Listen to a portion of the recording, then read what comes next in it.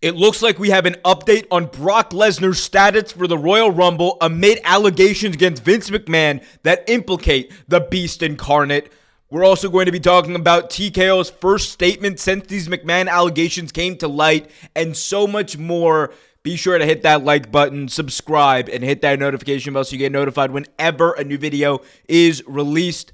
Okay, so yesterday we learned from a blockbuster Wall Street Journal report that there were several allegations made against Vince McMahon by a former WWE staffer. And these allegations harken back to a previous Wall Street Journal report that ended up ousting Vince McMahon from power in 2022. Of course, we all know he found his way back into power and ended up selling the company, and TKO is the parent company of WWE. Well, in response to the allegations of, quote, sexual trafficking, unquote, made against him by a former WWE employee, the TKO official response was the following, quote, Mr. McMahon does not control TKO, nor does he oversee the day-to-day operations of WWE. While this matter predates our TKO executive team's tenure at the company, we take Miss Grant, who is the victim here, Miss Grant's horrific allegations very seriously and are addressing this matter internally, unquote. That was the TKO response. They are obviously in wait and see mode as far as these allegations go. I said it before, I'll say it again. It is hard to think that people within WWE at the time that the internal investigation was going on back in 2022 did not know or were not aware of these circumstances, of these allegations against Vince McMahon. And if we're looking at the Brock Lesnar point of view here, we have learned that Brock Lesnar was, by everything but name, it looks like, implicated in this lawsuit, in this filing. The Wall Street Journal reported that McMahon had been trying to court a had been trying to sign a talent, a WWE talent, that had former time in the UFC. Many indicated this person was, in fact, Brock Lesnar.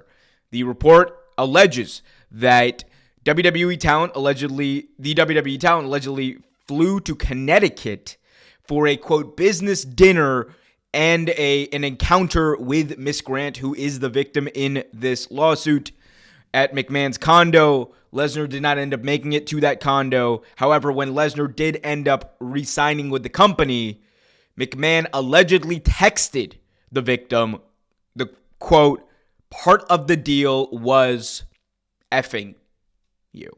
Except he did not say effing. He, of course, said the entire word.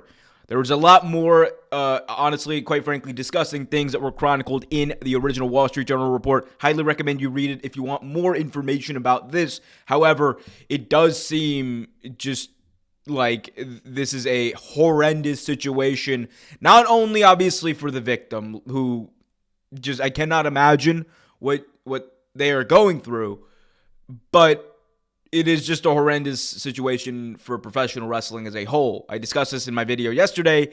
This is not only a black mark on professional wrestling and on WWE, but it is just it's a continuation of a trend we've seen where powerful people seemingly get away with doing these deplorable and heinous actions. Now, again, we need to remember allegations, of course. However, as this is all coming to light, we have learned from FightfulSelect.com, Sean Ross App and Company, best in the business, coming at us with an update saying the following.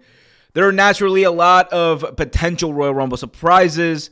Recently, Fightful reported that Brock Lesnar was to return to WWE TV. This week, Fightful learned that the Royal Rumble was originally discussed as a potential target. Now, I want to kind of step away from the report real quick and say Dave Meltzer also had said that it looks like the Royal Rumble was going to be the big date for the return of Brock Lesnar, and we had heard rumors and speculation that this was going to be the time that they bring him back.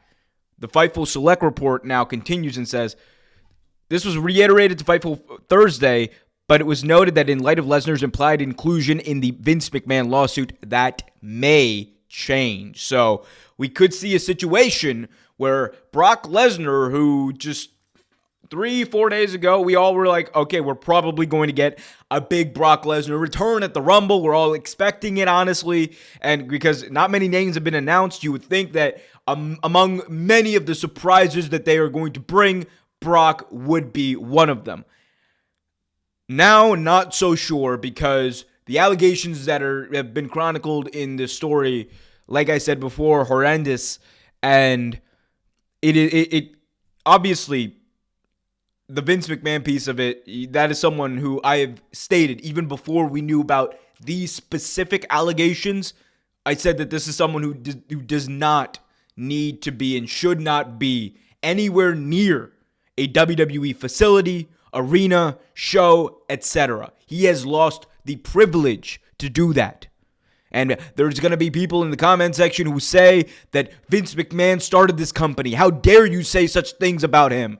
How dare he do such horrendous things to these women? How dare he put himself in a position where he winds up having all of these NDAs and non-disclosure agreements and these hush money payments?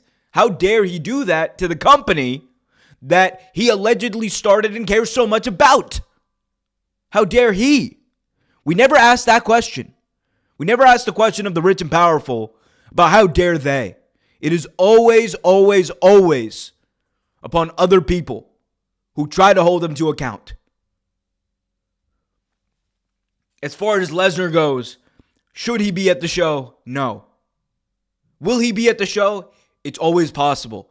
This is the same company that after Vince McMahon and the allegations came to light, the original Wall Street the Wall Street Journal report came to light back in 2022. This is the same company that came out on SmackDown. Stephanie McMahon came down and started a "Thank you, Vince" chant. This is the same company that allowed him to walk back in, take control, sell the company in an attempt to try to stay in power. These are the same people, Nick Khan, Triple H, and company, who likely knew. It is hard to believe that the people at the top of WWE were not aware of the allegations that came to light yesterday. Especially when you consider there was already an investigation, there were already rumblings that these types of things were going on. We knew about the John Laurinaitis piece of this. We had heard that report. We had heard that Vince McMahon was essentially grooming a former WWE staffer to go and just do things with someone else. We knew this. This has been reported. This has been chronicled. And the idea that you have people who want to say that, but he's my favorite. He's my guy. He's the reason I love professional wrestling. Vince McMahon, and it very well may be true. Vince McMahon might be the reason you love professional wrestling, but he's not the reason you still watch. And professional wrestling can't be the reason you're still a fan of Vince. At the end of the day, people can do what they want. It is a free country, as they say. One thing I know for damn sure, I cannot in good conscience say positive things about the person who did these things. And it's up to WWE. There is no room for this. Anyone who's implied in these lawsuits, anyone who's implicated, should not be anywhere near a WWE ring, arena, facility, corporate headquarters, anything. Because not only is it telling your talent and your staff that these things don't matter, that you and your victim of your experiences don't matter, but it's telling you that this type of behavior is not only tolerated but accepted by WWE. And at some point, we got to stop accepting this shit. Let me know what you think in the comment section below. Be sure to hit that like button, subscribe, hit that notification bell. Keep it real.